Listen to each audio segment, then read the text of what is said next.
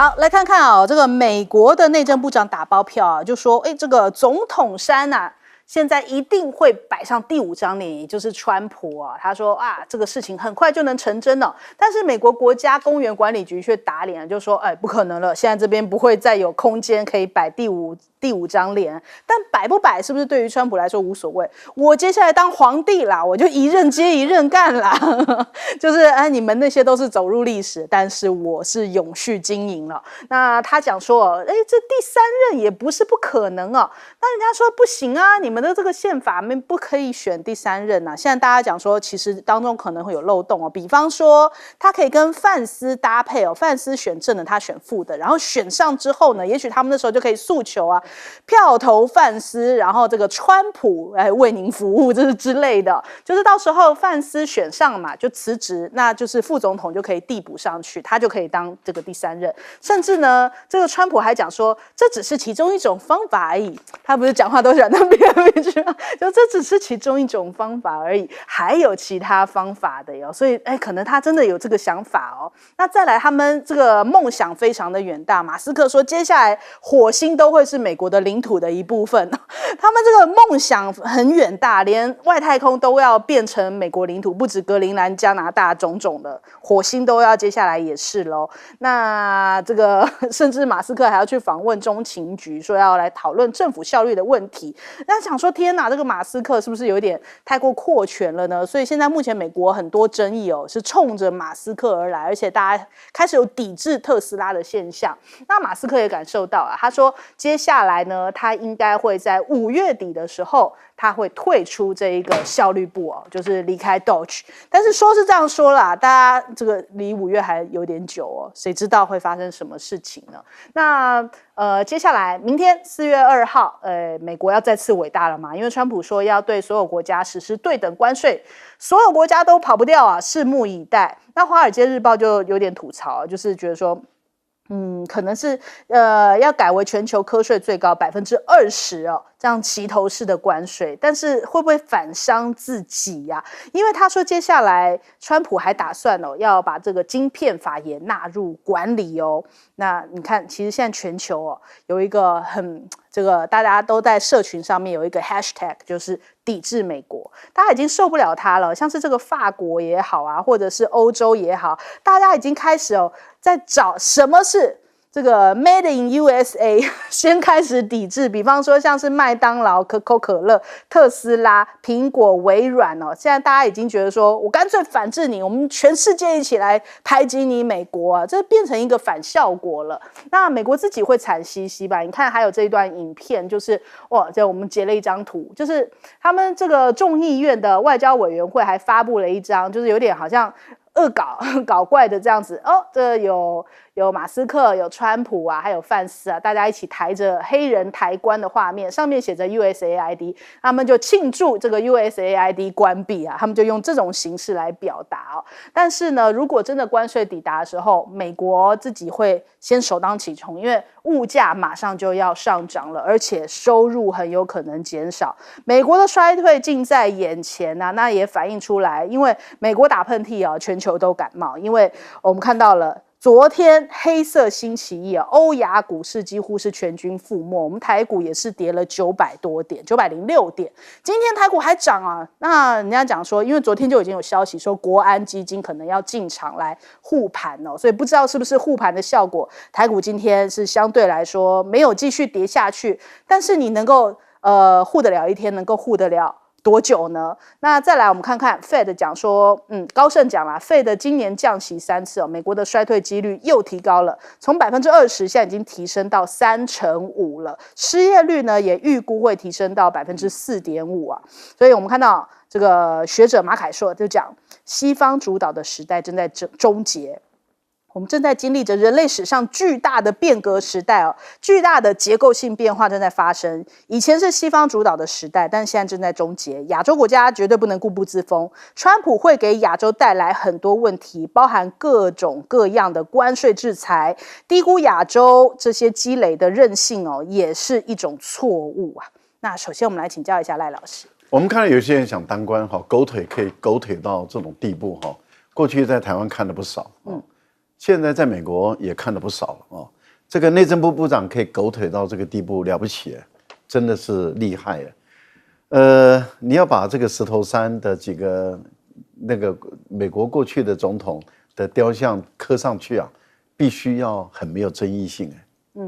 结果你要把一个有这么大争议性的川普的雕像刻上去的话，哦，这个茲事体大。第一个就是会产生多少人的反弹呐？第二个呢，会不会每一天啊维修就很困难？因为有些人去撒尿啦、泼油漆啦啊，去做各种东西，那你国家管理局每天就在那边擦去维修啊，那痛苦的万分啊。我个人是认为这个管理局局长有格调啊，说没有空间了啊，没有空间的，别这么想，搞不好他官位准备不保啊。这个内政部长可以狗腿到就说啊。你说没有空间，那你下台，我就腾出位置来了啊。然后新来的人也很狗腿，那就有空间了啊。再把它雕，然后再把它做出来。我觉得，造神也造成这个样子哦。我原本在台湾只看到很多人狗腿到那个样子，现在因为我记得好像有人弄一个什么画都要花很多钱哦。还有一个人当了什么院长，还是他的爸爸开什么画展，好多人也都去狗腿一样好像我记得了，隐隐约约的记得，我们就知道，原本我在台湾看的就瞠目结舌，就哇，绿营的人的狗腿可以狗腿就这样，然后现在我也发现美国的总统也是他们的政界也是狗腿成这个样，真很厉害啊。但是我觉得川普的关税啊，事实上，各位想想，如果它的关税是普遍性，而所有的国家的产品卖到美国去的时候，他们都不降价，那会发生什么事？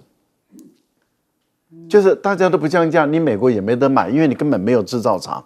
然后大家都不降价的时候，你也没得买，然后你收了那么多关税，是不是进口商来支付？进口商如果支付那么多关税，他转嫁在消费者身上，消费者的这一些他本身的支出是不是就增高了？这也就是为什么《经济学人》杂志说，川普你如果真的要硬搞这个关税战的话，你基本上很有可能美国会倒退100年。我觉得这个倒退这个评估事实上是有依据的。那也很多人也计算出说，美国的低收入的，也就是年收入家庭年收入5万美元以下的人，他们会成为月光族。这个大概会有30%左右的美国人。他们几乎毫无储蓄可言，而且入不敷出，一个整个家庭入不敷出。那这些人刚好就是川普的最大的选民来源。川普明年的这个州长，还有这个联邦的众议员、参议员的选举，你共和党还能赢吗？所以我个人要看看，当你民调跌得一塌糊涂的时候，你还想连任，还想第3任，想得美啊！好，我们来请教苑老师。大家知道吗？美国的一般老百姓有信仰有2方面呢，一个是当初美国成立之后，绝大多数人是信仰宗教自由，其中是以基督新教为主了。那另外的话呢，美国这个国家的话呢，它还有公民的面向，就是他们所谓的这个开国元老，就 Forefathers。这个 Forefathers 就刻在这个South Dakota 的这个山上啊，它是很有形式意义的啊，就是说对大家来讲啊，一个是神啊。宗教嘛，另外一个是圣啊，就是美国的圣人，就是他们的这个管理啊，美国的治理的，这最重要的，其中包含了华盛顿啊、林肯啊这些对美国的整个历史开创的。那川普的话呢，他大言不惭啊，他说他短短的工作60天呢，唯一比他稍差一点就是华盛顿啊，哇，这个话不得了啊，这话真的不得了，这个基本上等于是亵渎神灵啊。这个话很不得了。另外的话，我觉得希望美国垮的人呐，不管是谁了啊，我们这里是不准以美了，但是希望美国垮的人呐，那么都是希望川普能够继续连任啊。川普说连任方法很多，一个叫范斯辞职，范斯如果不辞职的话呢，我还会来啊。那我跟你讲，这个川普的做法各方面都是毫无章法可言的。我曾经说过很多次了，这个关税这个东西如果有用的话，经济学都不要学了，因为经济学他们的基本假设就是在理性的基础上来讲做自由的生意嘛，做自由的经济嘛，所以大家可以了解到这个最基本的公理啊都已经被排除的话，那川普现在用人为的方式来干预产生的结果，大家知道啊，1929年的经济大萧条里面的主要原因啊，就是关税，就是这个贸易战里面的互相乱加关税的结果导致出来的。那这个现在的话呢，就是昨天发生的股市的大崩盘呢。其实讲起来，对很多人来讲啊，大家心里都明白是怎么回事，就是大家对于这个前景不看好，就感觉到很麻烦了。因为美国现在的这个联准会面对美国的这个债务高到什么程度？高到联准会每年的36万亿的这个利息的支出超过了美国的军费，这两样加起来的话呢，美国不管怎么努力都还不出来这个钱。然后接下来的话，就导致于马可说会讲说，我们现在人类的文明正在面对2次大战以后最重要的秩序的改变啊。那个有一个非常有名的新闻评论人叫这个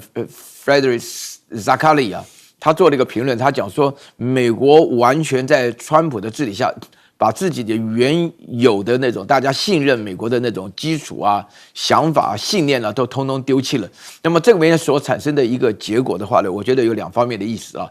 第一个的话呢，欧洲国家的话呢，以及包含加拿大，对于原来美国的信赖感，现在就是荡然无存了。最近我们可以看到加拿大的总理啊，这个 Mark Carney 他讲了一句非常重要的话，就是说美加关系是完全不一样的啊。那么然后另外一个的话呢，就是说是在整个发展上来讲，那么 G2这个国家哈，中国跟美国，那现在中国的话呢，产生了扶摇直上的这种感觉，所以所谓的东升西降，其实我觉得这也是主要原因。今天有这么大规模的演习啊，其实也是看准了美国来不及反应了啦。好，请教将军。我觉得说是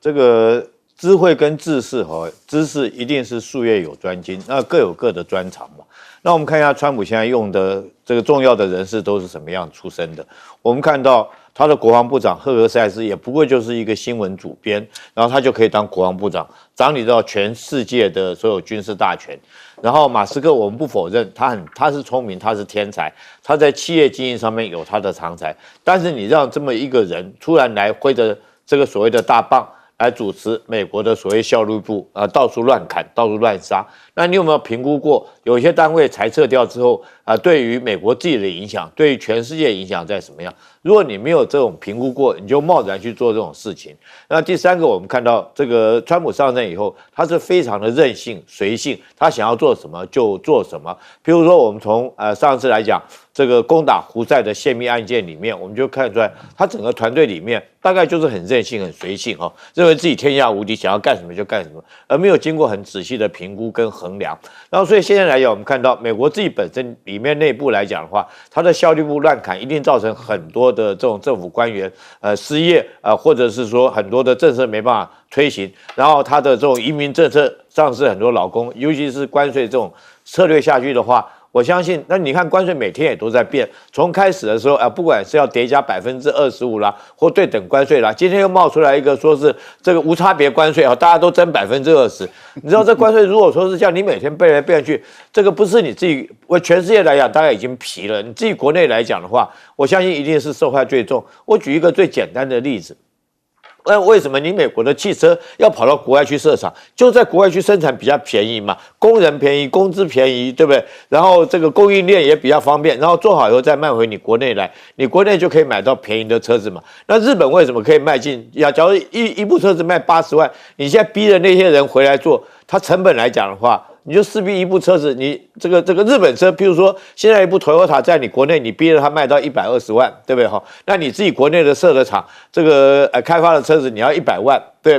日本原来卖了80万，你给它提升到120万，那你自己国内这个厂牌，譬如说是林肯或者是雪佛兰，你回到美国来生产，最少也要100万。对美国老百姓来讲的话，他不管选择什么样，他的物价都会上涨，所以我觉得现在来讲的话，这个物价。美国的通膨我觉得是在所难免，势必会增加的。因为美国自己本身，川普我觉得这个不管是就国安团队或者军事或者是关税几乎是很随性的，想要做什么就是什么，然后每天变来变去。我个人觉得说是这个川普不会让美国更伟大。如果他继续连任的话，如果说他再继续连任的话，可能美国会毁在他手上。好，我们先休息一下，广州马上回来。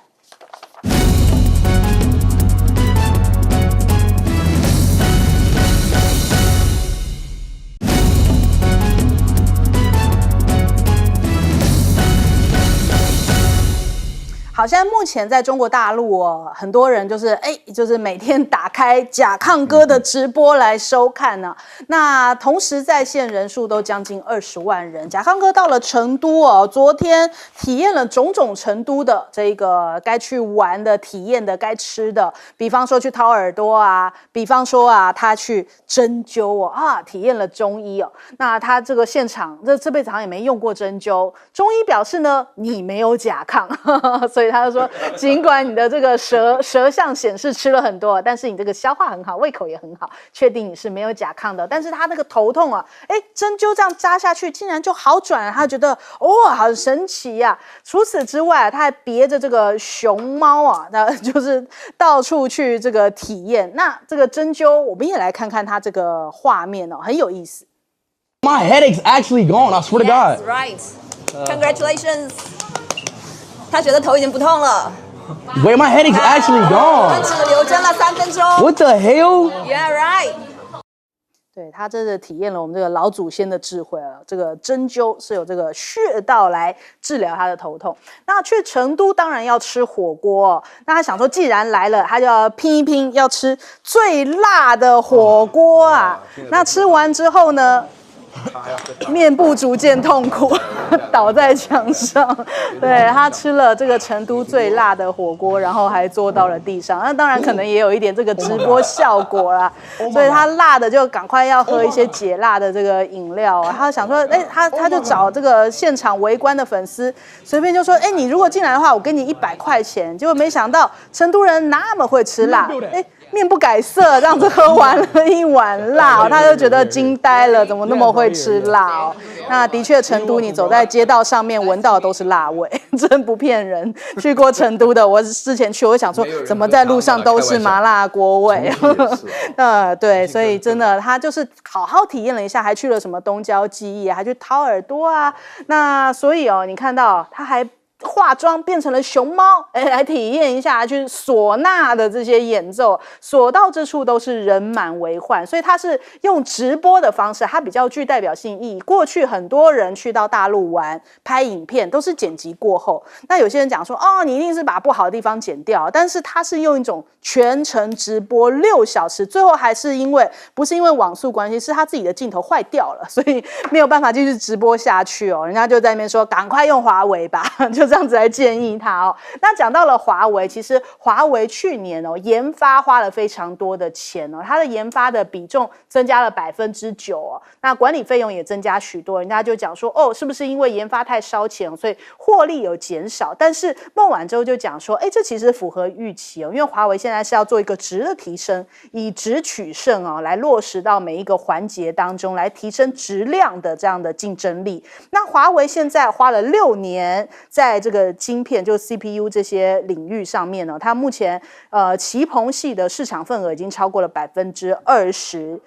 未来如果继续往前的话，可能也许不见得需要再依赖其他的一些晶片了。那我们看到2024年搭载这个鲲鹏的 CPU 伺服器在中国大陆的伺服器市场已经超过了20%。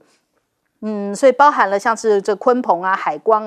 飞腾龙芯其中这个鲲鹏的伺服器市场已经超过了50%之多了。那再来，大陆的光刻机同样也是要避免美国卡脖子这种状况，直接已经影响到了艾斯摩尔啦。深圳的晶片公司新凯最近大家都在讨论它它声称已经开发出了28奈米的制程，还有300毫米的这些晶圆用的光刻机。那所以它也带动了这些光刻机概念股上攻涨停那人家讲说，哇，又来了，又像是这个 DeepSeek 一样，就是横空出世。那这个新凯也带来了弯道超车接下来是不是光刻机也不再需要看美国的脸色了呢？那这个深圳市府跟华为合作了非常多家公司，华为提供了技术跟人力那其实也投入到了这个深重投这些公司当中那不光是这个光刻机技术，也有人讲说，华为其实把它2012实验室当中的3000多名半导体的这些装备人员无偿划补给了新凯来哦。那这样的举措呢，也让这新凯来在成立之初就拥有强大的研发活力啊，强联手。那他们现在是要发扬这个中国文化之光，所以他们接下来的命名都要用山来命名啊，比方说长白山、武夷山、峨眉山、普陀山，那甚至还有阿里山啊，都在这个接下来晶片的命名当中哦。我们先来请教一下苑老师。我觉得哈，这个甲亢哥，我先跟大家强调一下哈，成都、重庆我都蛮熟的，没有人去喝那个麻辣火锅的汤了，千万不要被这个甲亢哥误导了。然后旁边那个成都人啊，勉强喝下，为什么呢？因为你看到他那个麻辣火锅一开始做，那全是黄油啊。那黄油就是牛油啊，这个大家要从头看到尾啊，没有人喝的汤，在这边要非常澄清。不过我觉得甲亢哥的这个做法上来讲啊，有2点我很羡慕了。第一个的话呢，就我们平常去过对大陆比较熟的人呢，就说大陆这个都是很普通的啦。那个在成都的话呢，挖耳朵叫采耳啊，大家要了解。然后的话呢，到茶馆里面喝茶，10块钱的话，人民币泡一杯的话，可以做随便你做多久啊。然后呢，这个有的化妆打扮啊，他这边的话呢，做的各式吹唢呐我是没听过了啊，这个我真的没听过，我也不会吹。跑去上下哎，对，但是我觉得甲亢哥本身的这个感觉上，以那个非常夸张的那个张力，这几天引发了非常好的效果啊。就是说最主要的话呢，我觉得有2点了，这值得稍微再强调一下的。第一个就是所有的外国人对中国有兴趣，你自己去看240个小时54国的免签证的，你可以看得非常清楚。然后第2点的话，大陆绝对是在治安啊、卫生啊、发展啊，以及这种为民服务上来讲是真的很好，它主要是很便宜了。华为，我觉得华为是一个非常争气的公司啊，但是我万万没有想到，华为现在深圳的话呢，帮助了其他的公司一起发展，因为华为它有几个特点呢、我认得不少华为的工程师啊，大家在一起深入的交谈过。它第一个就是华为不上市啊，华为不上市，它的股权的分配的方式的话呢，其实有这么一点点社会主义的头脑在里头的话，就会非常了解，就是说任正非的所采行的制度。我曾经跟大陆一个对于华为这个公司蛮了解的人，他说这个公司的结构很难复制，因为你讲 DeepSeek 的话呢，梁文峰他们基本上呢，他所占的股权起码超过85%以上，但任正非的话连1%都不到。那这样子的做法上来讲的话呢，对华为公司本身的那个研发人员的发展上来讲，具有非常大的潜力啊。然后，因为我现在刚好也就是在用华为的手机啊，就是可以体会出其中啊有方便的地方，有不方便的地方。方便的地方是它真的很好，不方便的地方是要在这种逆境中求生存啊。我觉得这里头是最重要的。大陆被卡脖子的这个问题啊，现在已经发展到全方位。其中最重要的话，不是只有光刻机而已，但是光刻机是最显著的哈，因为这个美国本身就是要求荷兰的阿斯麦尔公司的话呢，不能够卖光刻机，连不管高阶、低阶什么的，能不卖尽量不卖的情况下的话呢，加上芯片什么的，大陆一定要在逆境中求突破，对不对？那我最近呢接触到了半导体的专家人士，他讲说，原来这个其实这个 Eric Smith 啊，就是原来这个 Google 的这个总裁，他也说过，原来他以为这个差距有3到5年，后来发觉是1到2年，现在最近的话讲说3到6个月啊。我觉得说大陆在整个发展上来讲呢，呼应了我原来讲过的一个观念，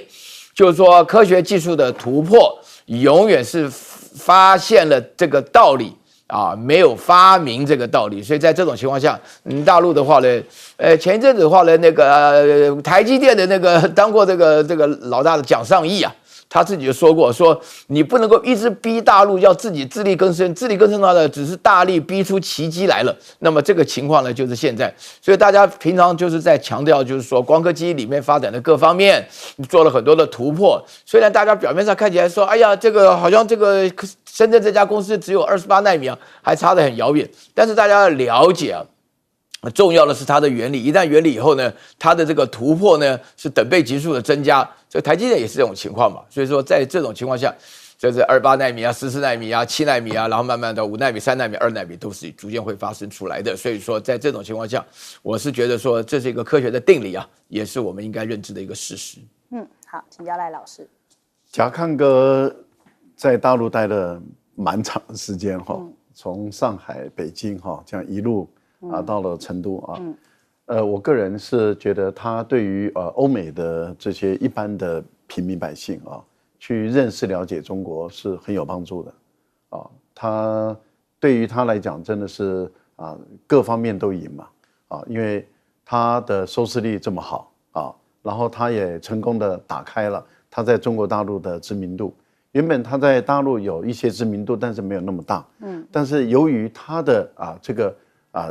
视频太火了，太红了啊，然后一下子突破到3700万的粉，而且还在增加中。然后线上随时观看的，就是10-20万，这对我们长期做网络工作这么久的人来讲的话，这个是多么大的门槛啊！这个是遥不可及的。但是他随便就这样破了，然后一个片子就可以有500-600万人这样来看。那这个对于他来讲的话，当然他的整个团队当然是很开心的。可是对于很多外国的网红，他们在做这个工作来讲，也会很有吸引力啊。那他们也相当有可能就自己也到中国大陆来去踩点了，然后到各个不同的省去发掘各个不同的这些旅游或者好吃好玩的而且很棒的一些东西，然后再传播回去。我觉得这个对于美国跟他们的政客还有美国的主流媒体几十年花了几十亿去筹划中国，就被这样的一个网红整个破掉。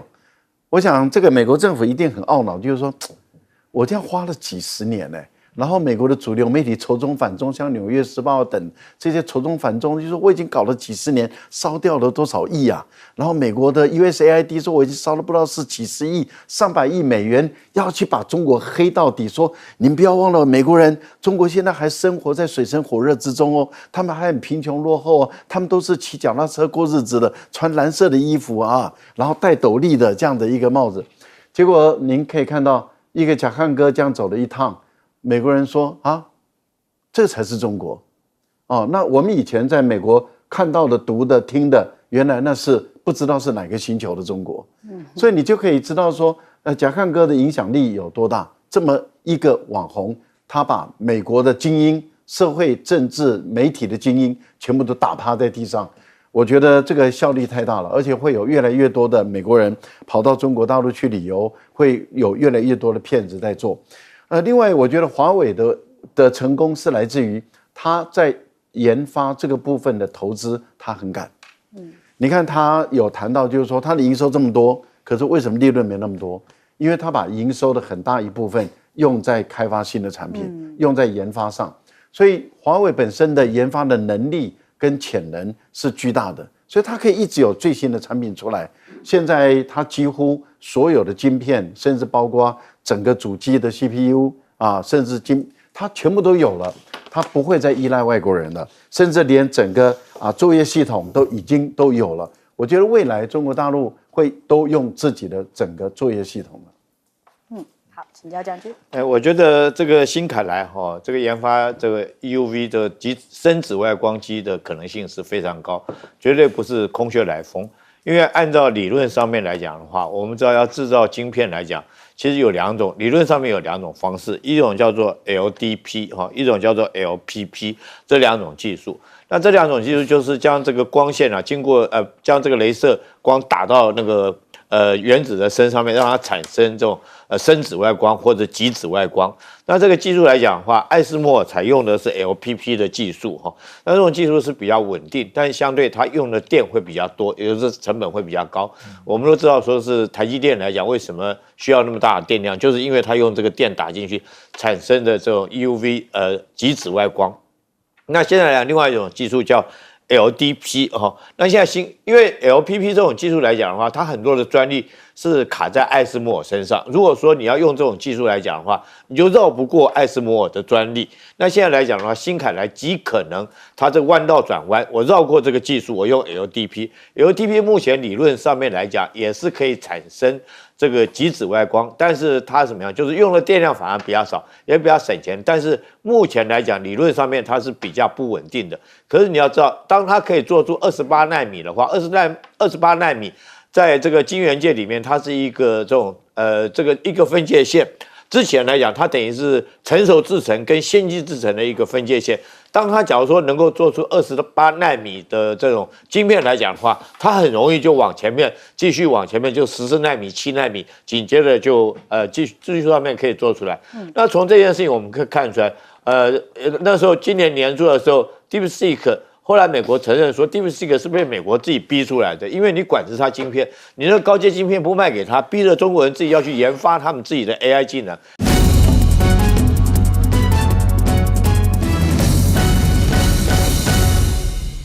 欢迎收看《新闻大白话》，我是主持人翟轩。马上欢迎一下这个阶段加入我们讨论来宾，国际事务专家赖岳谦。主持人好，观众朋友大家好。台大哲学系教授岳女正。翟轩好，各位观众朋友大家好。退役少将厉正杰。翟轩好，各位观众大家好。好，今天4月1号，这不是一个愚人节而已哦。今天我们看到这个中国大陆从上午的7点开始就已经陆续发出了东部战区的微博，连发了5篇的内容，在告诉我们这个现在军演来了。军演是怎么样的？我们先来看一下哦，在7点半的时候呢，他就已经宣布说，要开始针对台湾周边举行了联合演训。这次不叫联合利剑了，叫联合演训。然后再来呢，就接二连三的发了好几则的影片。3则的影片之外呢，还包含了一个就是海警舰艇的编队，接下来也要环台执法。我们来看一下详细的内容。这次呢，其实我们看到这个解放军哦，我们来看下一章。解放军在台湾周边哦，已经有这个19艘的这个军舰出现了。根据目前看到的一些数据哦，解放军包含陆军、海军、空军、火箭军哦，都已经抵近台湾来进行联合的演训。那我们的国防部又数出来说，现在目前大概是有19艘的这些解放军的军舰，然后甚至包含了山东号的编队也已经进入到24海里，就是我们的应变区哦。那我方已经启动了紧急应变的机制。那上午9点钟的时候呢，这个顾立雄也讲说，我们已经有启动了这个紧急应变中心啊。那再来，我们看这个解放军公布的这个动画片已经告诉我们了，我们来直接看看画面。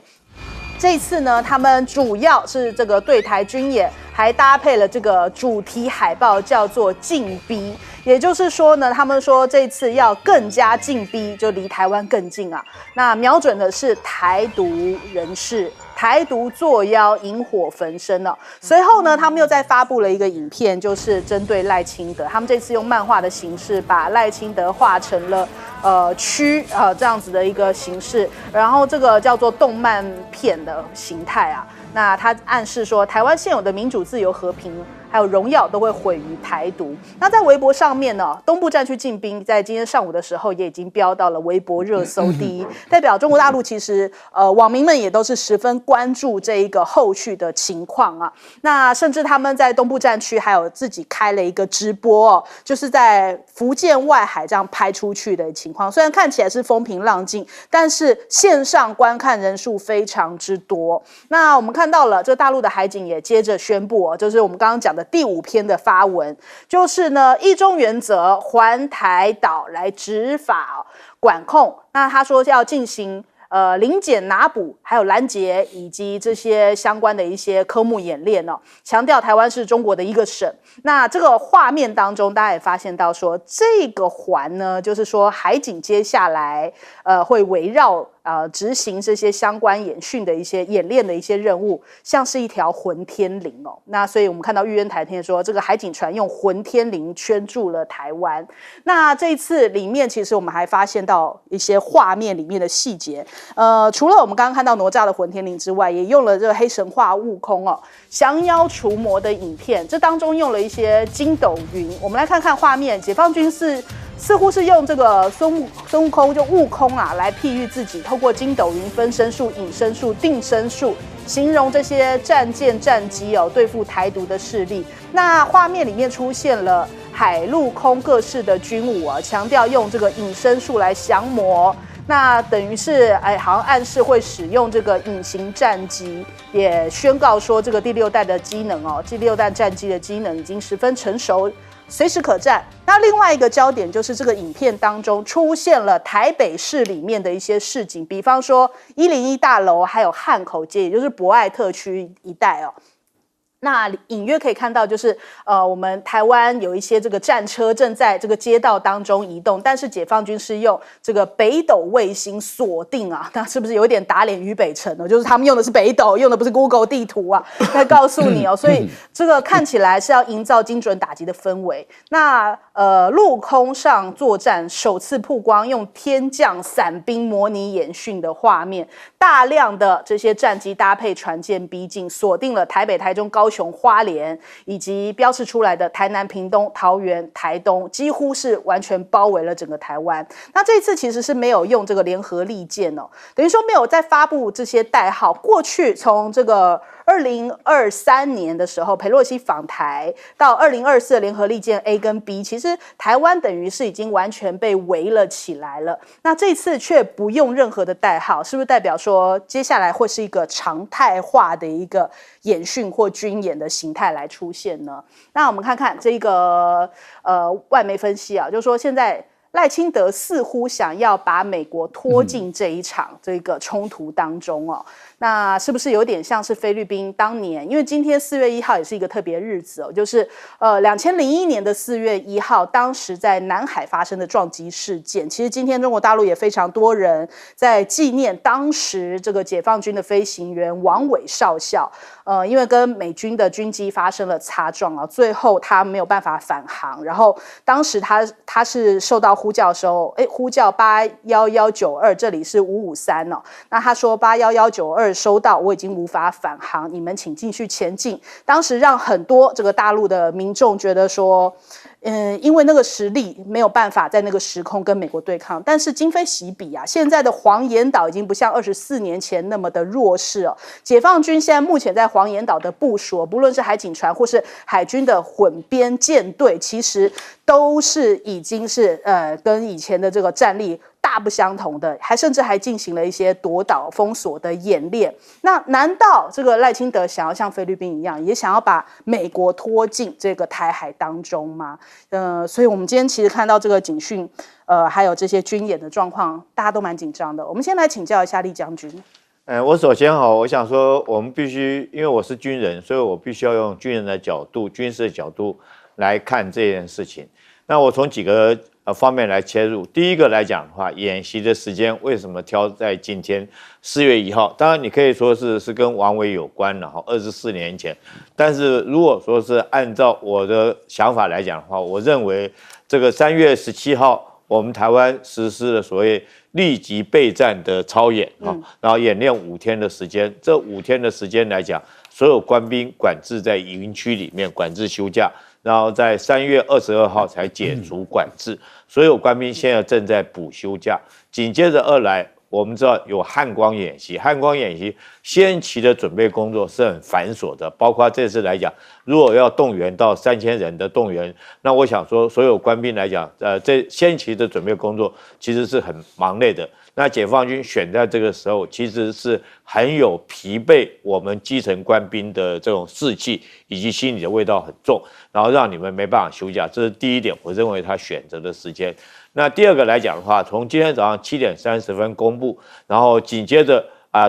我想说，现在我们国防部自己的这个宣布来讲的话，它所有基建都已经到达定位，也就是说，如果说是按照宣布的时间到现在来讲的话，我们可以说是毫无预警时间哈。那第三个来讲的话，就时间上面，它并没有宣布演习结束的时间我们来讲的话，可能这个压力就很大了。到底我们官兵要管制在营区多久？这个其实我觉得基层官兵心里都非常的焦虑。我相信现在很多辛苦的官兵正在赶回营区的路上实施立即战备。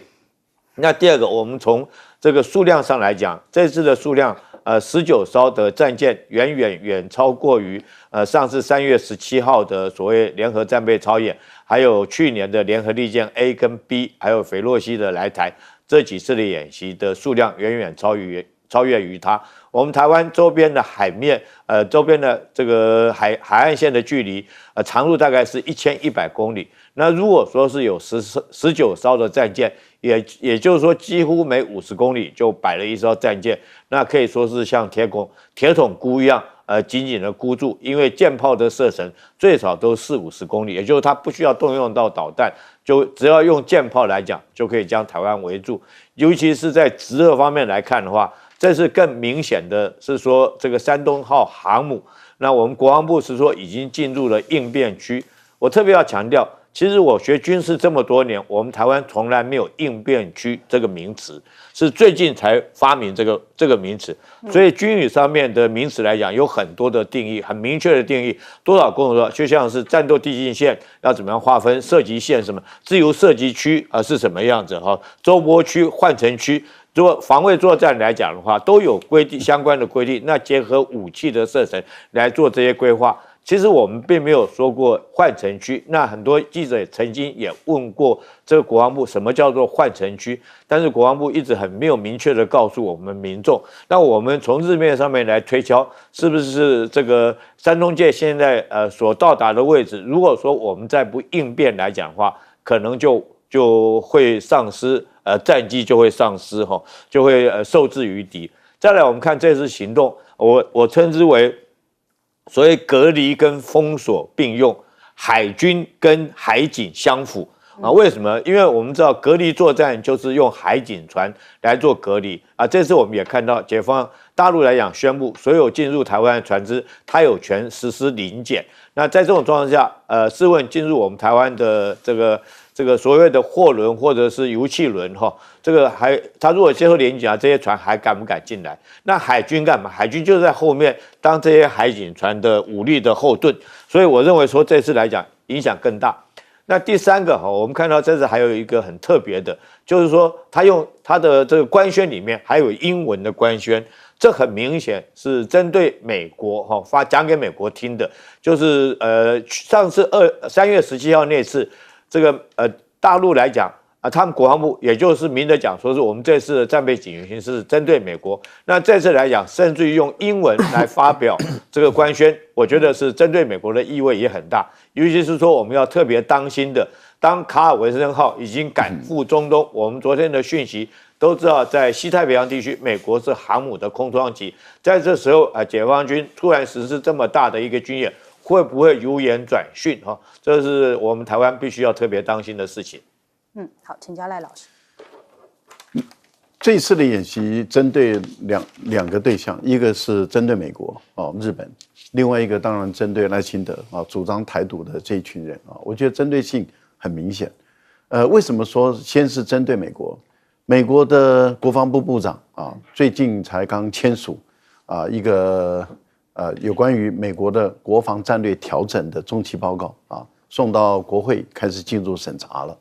那这个战略报告里面把美国的战略做了一个调整，也就是从欧洲这个地方把它的主力部队要撤出来，所以他要加速在印太这个地区部署美军的战力。部署美军的战力，他说他要做2件事，第一件事就在国内进行国土安全的这个保护，另外一个部分那就是要介入台湾的事情了。那他要介入台湾的事情，他说他要建立起一个叫做拒止战略。拒止战略是 NBA 在打篮球的时候防御的那一方，就是说当我在攻击的时候，我把球运过去，我怎么让你不要把球传给最能够投球的那个人，我把你主角拦截下来。那美国的意思也就是我会介入这场动作，然后来吓阻你。所以他先到菲律宾去的时候，鼓动菲律宾说你要更加的在南海这个地方跟中国大陆来对抗，这个就是拒止战略的一部分。另外，他又要跟菲律宾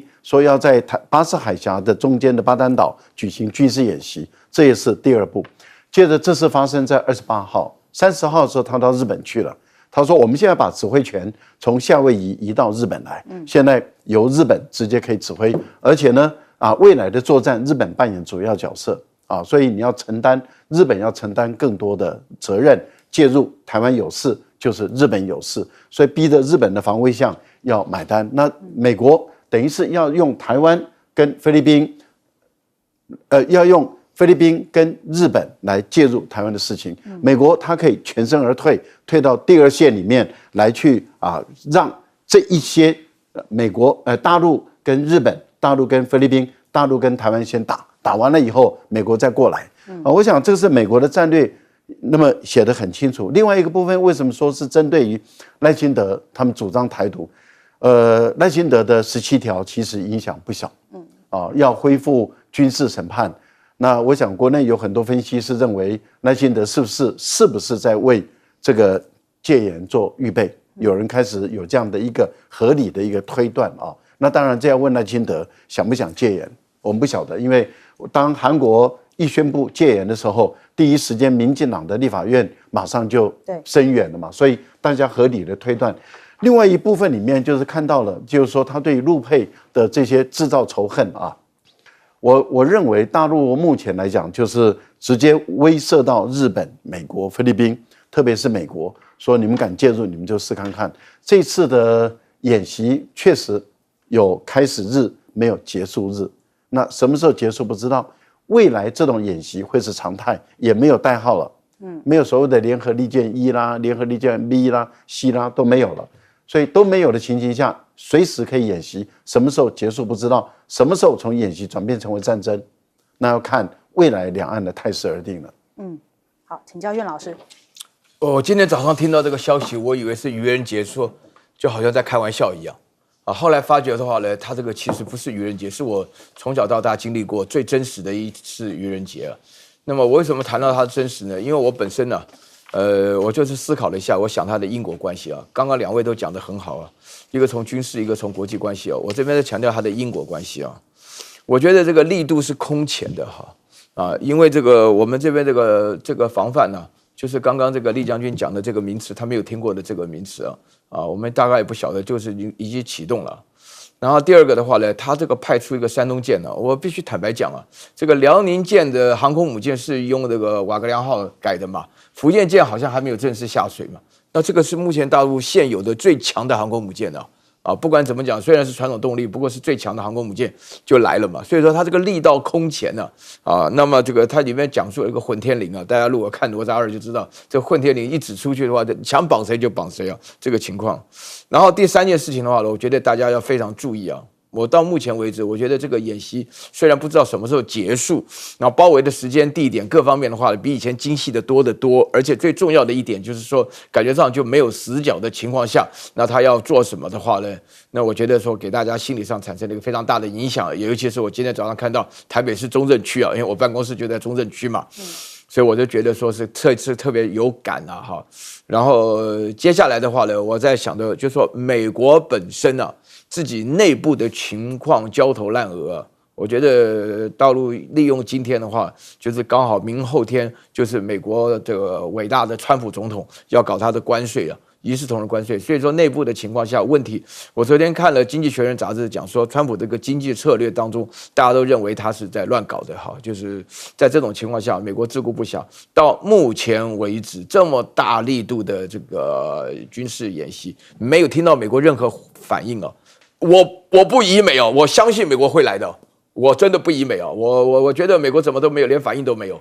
所以在这种情况下，按照以往的情况，最后我要讲一件事情就是大陆对王伟的态度，我觉得非常了不起